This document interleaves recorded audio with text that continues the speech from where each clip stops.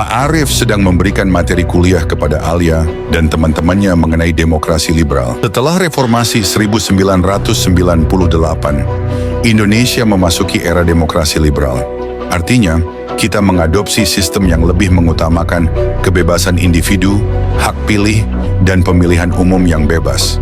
Namun, apakah kita benar-benar merasakan keadilan politik dan ekonomi dari sistem ini? Pak I, saya rasa meskipun kita memiliki kebebasan untuk memilih pemimpin, justru banyak orang yang merasa terpinggirkan. Di politik, seringkali yang menang adalah yang punya uang dan pengaruh, bukan yang benar-benar mengutamakan rakyat. Betul, Alia. Itulah salah satu masalah dalam sistem demokrasi liberal kita. Pembiayaan politik yang tinggi, pengaruh bisnis besar, serta keterbatasan partisipasi politik bagi rakyat kecil membuat banyak orang merasa suara mereka tidak didengar. Tapi jangan lupa, Pak, di sisi ekonomi, sistem ini membuka peluang besar. Pasar bebas, investasi asing, dan deregulasi membuat perekonomian kita tumbuh pesat. Sebagai pengusaha, saya melihatnya sebagai kesempatan besar. Tapi memang, saya sadar, itu hanya menguntungkan sebagian orang saja. Iya, Budi. Demokrasi liberal memang mendorong pertumbuhan ekonomi yang cepat. Namun, dampaknya, ketimpangan sosial yang semakin lebar. Segelintir orang kaya makin kaya, sementara yang miskin terpinggirkan. Alia dan Budi sedang berjalan menuju kampus, melewati pasar tradisional yang ramai. Mereka berbicara tentang masalah ekonomi dan politik yang sedang dibahas. Di satu sisi, kita melihat gedung-gedung tinggi dan perusahaan besar berkembang pesat. Tapi di sisi lain, orang-orang kecil di sini tetap berjuang hidup. Ekonomi memang tumbuh, tapi bukan untuk semua orang, kan? Benar. Di era demokrasi liberal, ada kebebasan pasar. Ini bagus untuk bisnis, tetapi tidak selalu adil bagi semua kalangan. Bisnis besar cenderung mendominasi pasar, sementara usaha kecil kesulitan bertahan. Tapi, bukankah negara juga punya peran untuk menciptakan pemerataan? Misalnya dengan kebijakan yang lebih berpihak pada rakyat kecil? Itu ideal, Alia. Tapi realitanya banyak keputusan politik yang lebih mengutamakan kepentingan pengusaha besar dan investor asing. Mereka yang punya kekuatan politik seringkali lebih bisa mempengaruhi kebijakan, bukan rakyat biasa seperti kita. Rina sedang duduk dengan Alia dan Budi di ruang tamu rumahnya. Mereka berbincang tentang dampak politik dan ekonomi terhadap kehidupan sehari-hari. Saya cuma ibu rumah tangga, tapi saya bisa merasakan kalau hidup semakin sulit.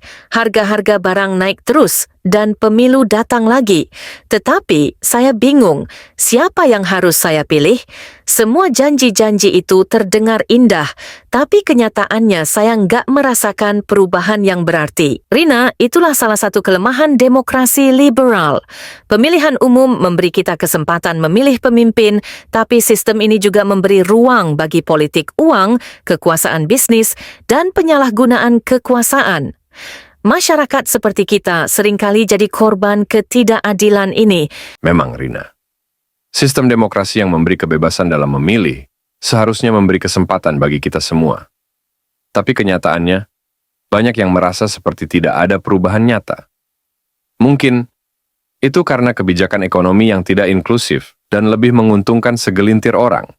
Jadi, apakah demokrasi ini hanya untuk orang-orang yang berkuasa dan kaya saja? Tidak, Rina. Demokrasi sebenarnya adalah milik rakyat. Namun memang ada tantangan besar untuk menjaga agar sistem ini benar-benar berfungsi untuk semua kalangan.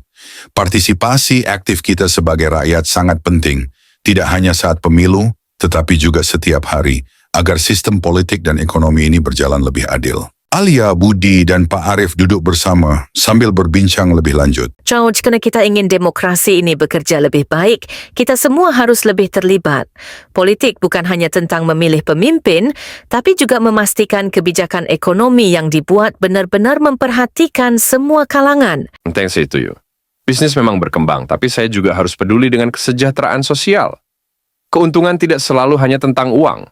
Tapi bagaimana bisnis kita bisa membantu meningkatkan kehidupan banyak orang? Itulah yang seharusnya. Demokrasi bukan hanya tentang kebebasan individu, tapi juga tentang keadilan sosial dan pemerataan ekonomi. Semua orang, baik itu pengusaha, pekerja, atau ibu rumah tangga seperti Rina, harus merasakan dampak positif dari sistem ini. Benar, Pak. Demokrasi yang sehat harus menjamin keadilan sosial, bukan hanya untuk sebagian orang. Kita harus terus berjuang untuk itu.